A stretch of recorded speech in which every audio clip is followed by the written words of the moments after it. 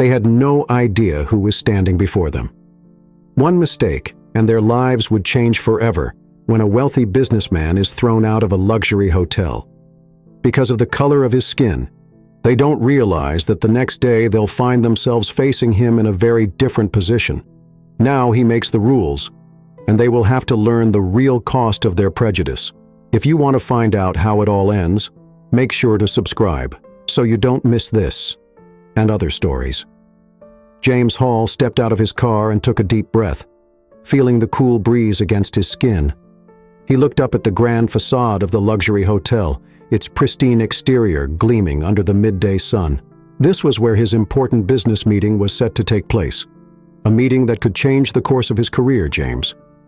A successful black businessman was no stranger to the elite circles. Yet he was always aware of the scrutiny that followed him wherever he went today. However, he felt a particular sense of unease as he walked into the hotel lobby. His sharp eyes quickly noticed the cold stares from the staff and guests. It wasn't the first time he had encountered such looks, but there was something about this place that felt different, an underlying hostility that permeated the air.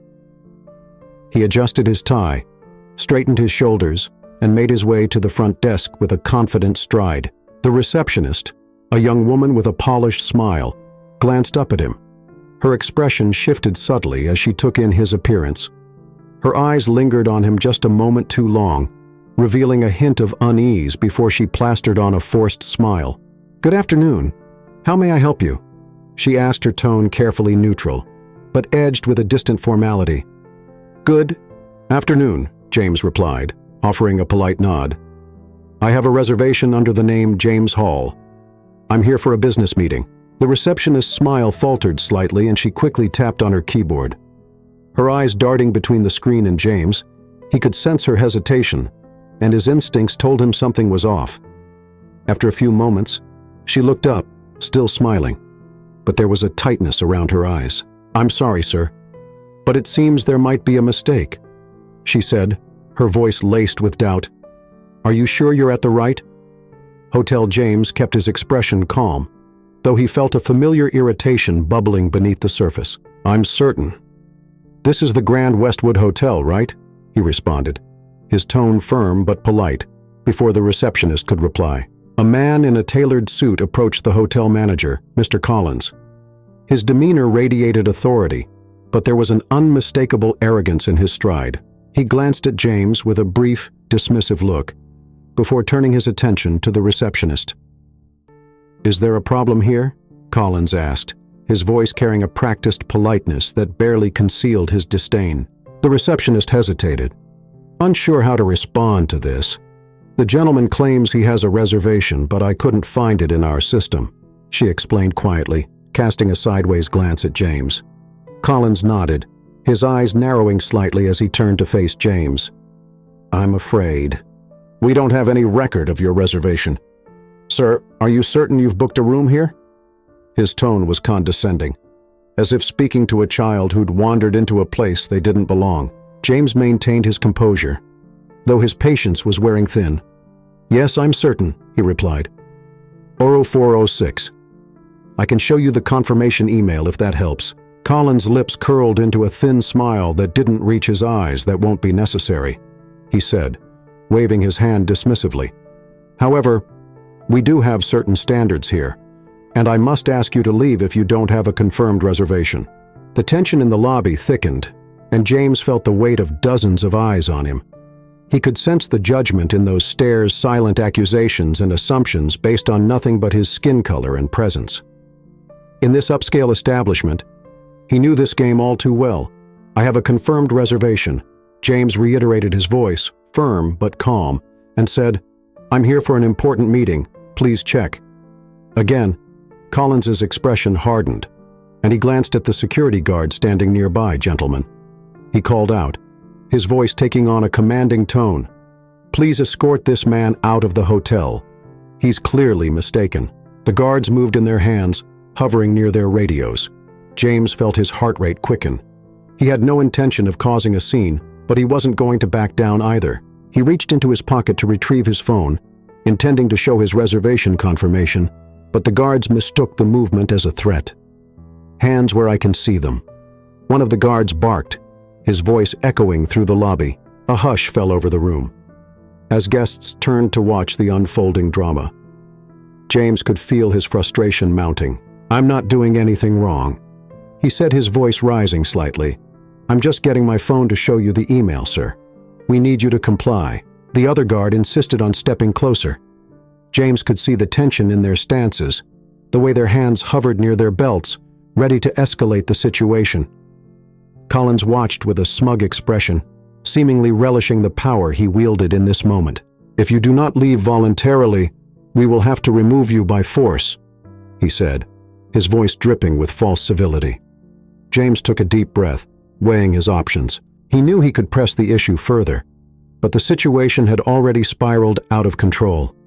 It wasn't going to give them the satisfaction of seeing him lose his composure. "Fine," he said quietly, his voice steady despite the anger simmering beneath the surface. "I'll leave, but this isn't over," as he turned to walk away. The guards roughly grabbed his arms, pushing him toward the exit.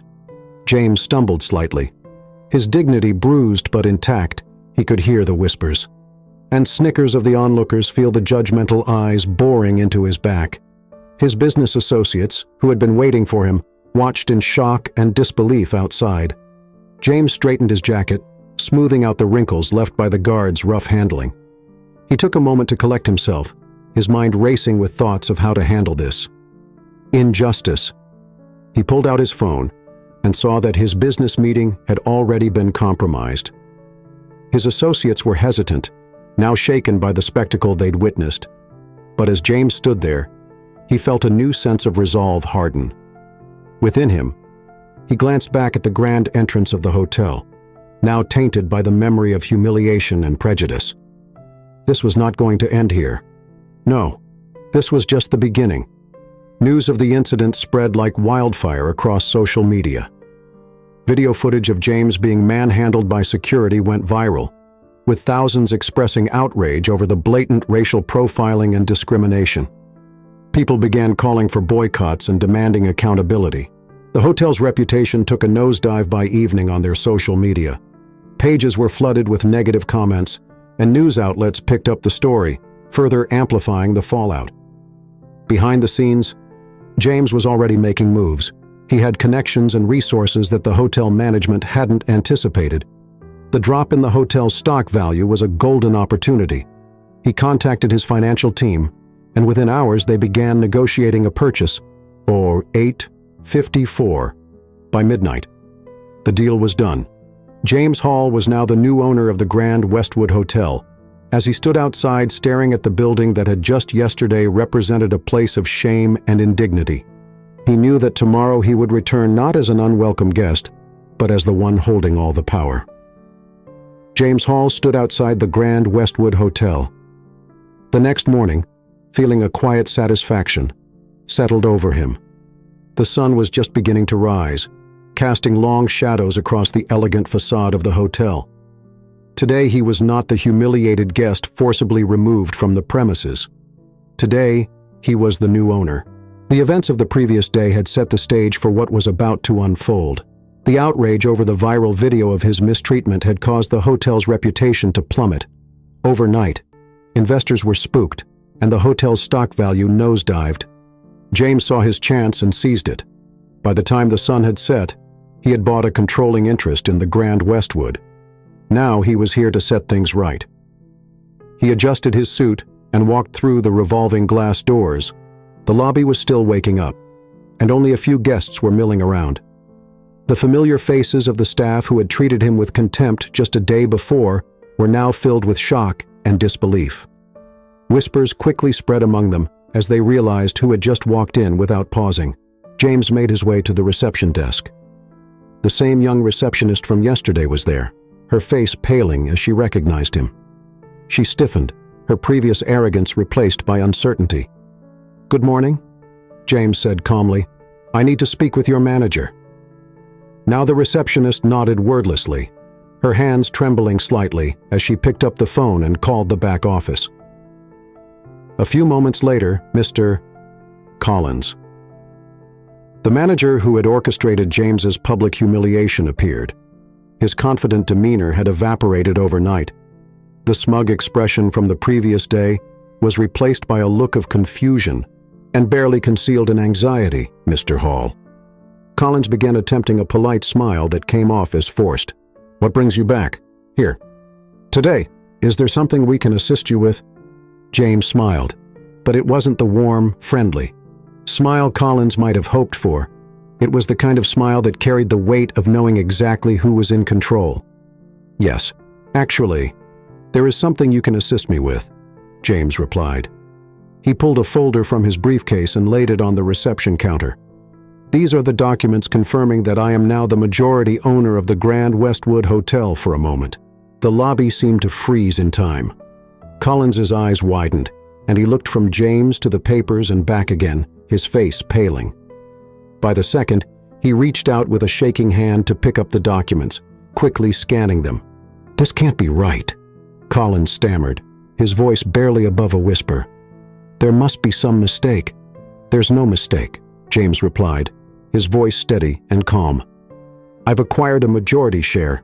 As of now, I'm the one in charge."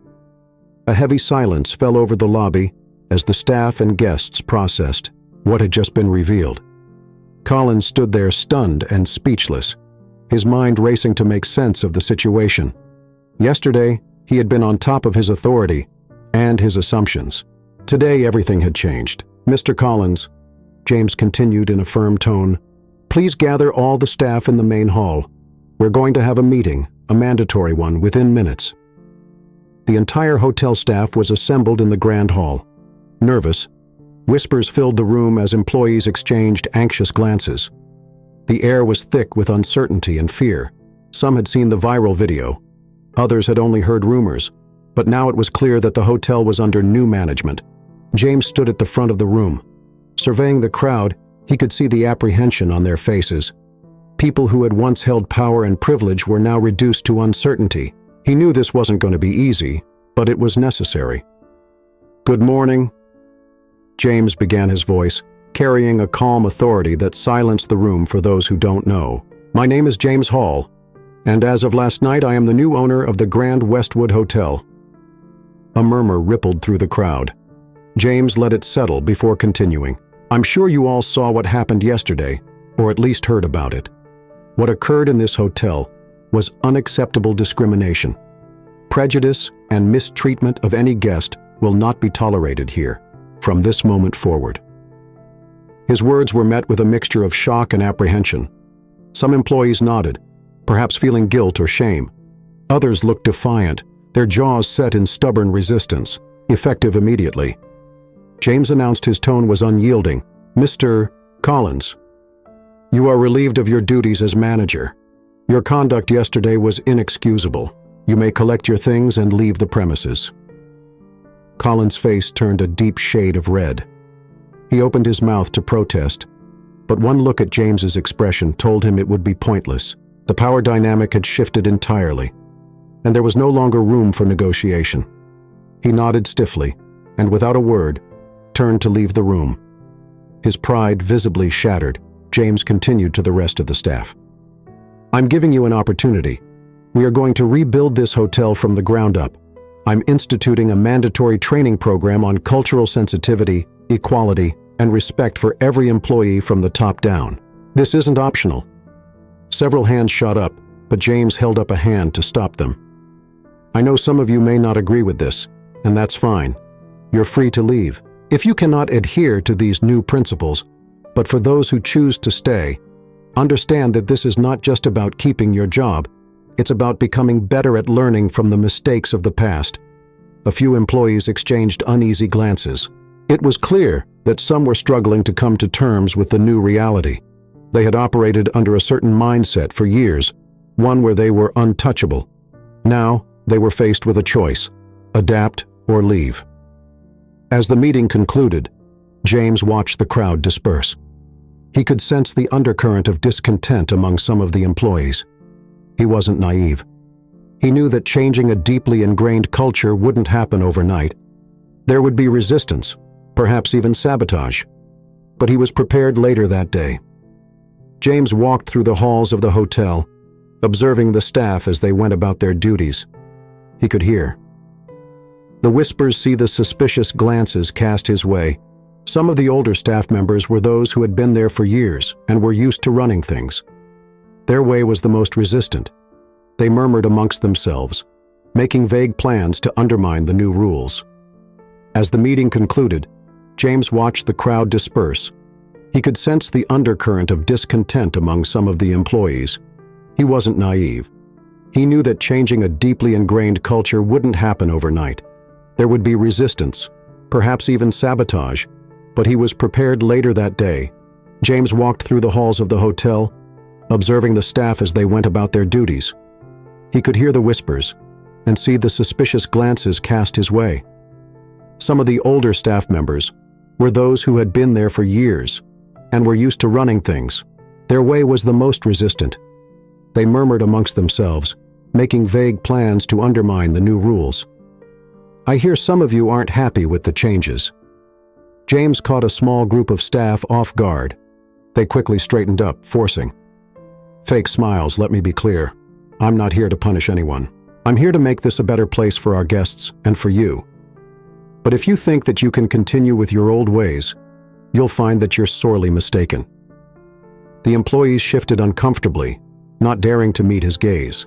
James nodded, satisfied that his point had been made. He was setting the tone early.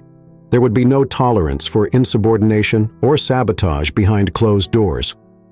However, the rumblings of discontent continued. A few staff members, led by a former senior manager who had been demoted to a lower position, began to quietly plot ways to resist the changes. They whispered about making James's efforts fail, spreading rumors.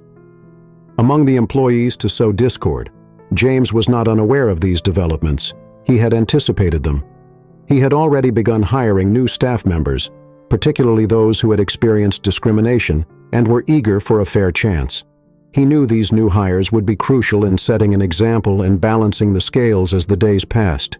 The tension in the hotel grew.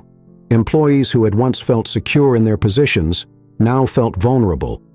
Some were willing to adapt, to learn, and to grow in this new environment. Others clung stubbornly to their old habits and prejudices, their resentment simmering just beneath the surface. James observed it all with a calm, determined gaze. This was a test for him and for them. Would they rise to the challenge, or would they crumble under the weight of their own arrogance? Only time would tell. But one thing was certain. The Grand Westwood Hotel would never be the same again. The days following James Hall's takeover of the Grand Westwood Hotel were tense and transformative. Change was in the air, and everyone could feel it. The grand lobby, once filled with self-assured managers and staff who prided themselves on their status, now buzzed with uncertainty. James's new rules had shaken the very foundation on which this hotel had been built, and the cracks were starting to show. The mandatory cultural sensitivity and equality training sessions began almost immediately for former senior managers and supervisors, many of whom had long believed themselves to be above. Reproach now found themselves sitting shoulder to shoulder with junior staff in cramped meeting rooms for the first time. They were forced to confront their biases, face uncomfortable truths about their past behavior, and listen to the perspectives of those they had often dismissed or overlooked. James made it clear from the start that the training was not merely a formality. Every employee was expected to participate fully, and everyone was expected to do so, no matter what. Their title or seniority was now being evaluated on their willingness to adapt and learn resistance to these. New norms would not be tolerated. In the days that followed, a significant change in the hotel's staffing structure was implemented. Many of those who had previously occupied leadership roles were reassigned to entry-level positions. The former assistant manager, once proud and commanding, now found herself working as a server in the hotel's restaurant, a job she had once looked down upon. She was now serving guests alongside the very people she had previously ignored or scorned. The changes were most striking in the behavior of Collins. The former manager stripped of his authority, Collins was reassigned as a concierge. This new role forced him to interact directly with guests, attend to their needs, and most importantly, practice the kind of humility and customer service he had rarely displayed it in his previous position. James watched him closely, noting the subtle shifts in his demeanor from the stiff reluctance of a man unused to being told what to do to the gradual resignation of someone who had no other choice. The former kitchen supervisor, a man named Brian, who had once commanded the kitchen staff with an iron fist, was now on the cleaning crew. He scrubbed floors and washed dishes, his hands raw from the work he had once assigned to others. James saw him one day muttering to himself as he mopped the lobby floor. His once confident face is now twisted with bitterness and frustration. Meanwhile, James brought in new employees, particularly individuals from marginalized communities who had faced discrimination in their previous jobs. 2331. These new hires were given opportunities to lead, manage, and contribute ideas to the hotel's transformation. One of them, a young black woman named Aisha, was promoted to head the guest relations team. She had previously been a front desk clerk in another hotel, but had been denied promotion repeatedly. Despite her qualifications now, she was tasked with setting a new standard for service and inclusivity at the Grand Westwood, the old guard. The former managers and supervisors found it difficult to adjust to the new power dynamics. They struggled with their diminished roles and the shift in authority. For some, the resentment only grew for others. However, the experience began to spark introspection. Slowly but surely, they started to see their old attitudes and behaviors in a new light. As the weeks passed, the atmosphere in the hotel began to change.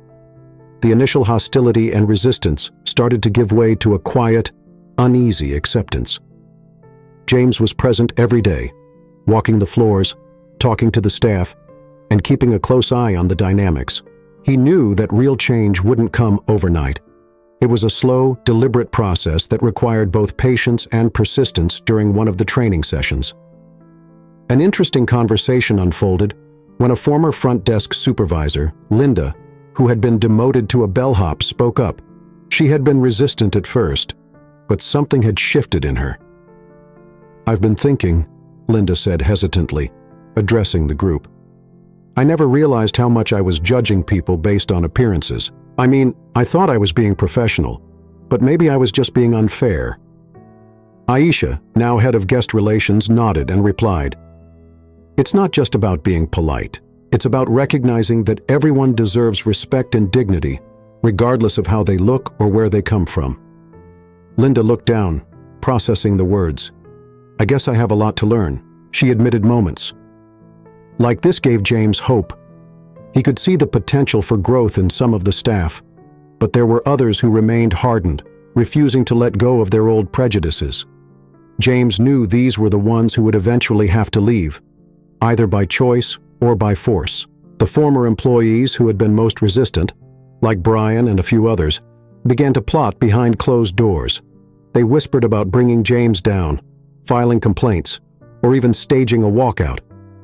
James was aware of these murmurs. He had anticipated this from the start and was prepared. He called a private meeting with these disgruntled employees. "I know some of you are unhappy with the changes," he began. "Do you feel like you've been demoted or disrespected? But ask yourselves, why do you feel that way? Is it because you've been treated unfairly, or is it because you're finally being treated equally?" Brian, unable to contain his frustration, blurted out, "This isn't what we signed up for. You can't just come in here and turn everything upside down." James's eyes met his calm but firm gaze. "Actually, I can, and I did, because what this place was built on wasn't right. I'm offering you a chance to be part of something better. But that's up to you. You can choose to grow, or you can choose to go." The room fell silent. It was clear that James was not going to back down. He had no interest in compromising with those who were unwilling to change, as the days turned into weeks, and then into months. The Grand and Westwood Hotel underwent a profound transformation. The once rigid hierarchy began to crumble, replaced by a more inclusive and dynamic structure. The new employees, especially those who had faced discrimination elsewhere, flourished in their roles. Their fresh ideas and enthusiasm breathed new life into the hotel. Guests began to notice the difference. The energy in the hotel was different, more welcoming. More authentic people started talking about the Grand Westwood as a symbol of change and progress. Positive reviews began to surface online, commending the hotel's newfound commitment to diversity and equality. The turning point came when Mr. Collins, the former manager now working as a concierge, had a chance encounter with a black family in the lobby. It was a situation that mirrored the incident with James, but the roles were reversed. Collins' face turned pale as he recognized the gravity of the moment. He hesitated, his hands trembling as he handed the family their room keys. His voice shook as he spoke. "Welcome to the Grand Westwood. If there's anything you need, please let me know." The family smiled and thanked him for the first time. Collins saw himself through their eyes, saw the fear and uncertainty that he had once inflicted on others. He understood in that moment the full weight of what James had been trying to teach them all. It wasn't just about equality in words. It was about experiencing it in action. That evening, Collins approached James, his posture no longer stiff with pride but rather humble.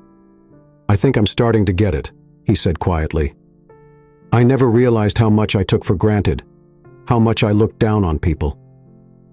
"I'm sorry," James nodded, sensing the sincerity in Collins' voice. "It's not easy to change," he replied, "but recognizing it is the first step. If you're willing to learn, you have a place here." One by one, other staff members began to follow suit. The resistance gave way to understanding, and the hotel slowly but surely began to thrive under its new leadership. Those who couldn't adapt left, and those who stayed became advocates for the new vision. By the end of the third month, the Grand Westwood Hotel was no longer just a place of luxury. It was a place of learning, growth, and redemption. The transformation was not just in its policies, but in its people. James stood in his office looking out over the bustling city. Below, the journey had been long and challenging, but he knew it was only the beginning. He had set out not to seek revenge, but to build something better. And as he watched the hotel come to life in ways he had only dreamed of, he knew he had succeeded. The old system had crumbled, but from its ashes, a new order had taken shape, one built on respect, equality, and justice. And in this new order, there was no room for prejudice. The Grand Westwood Hotel had found its new chapter, and so had everyone within its walls.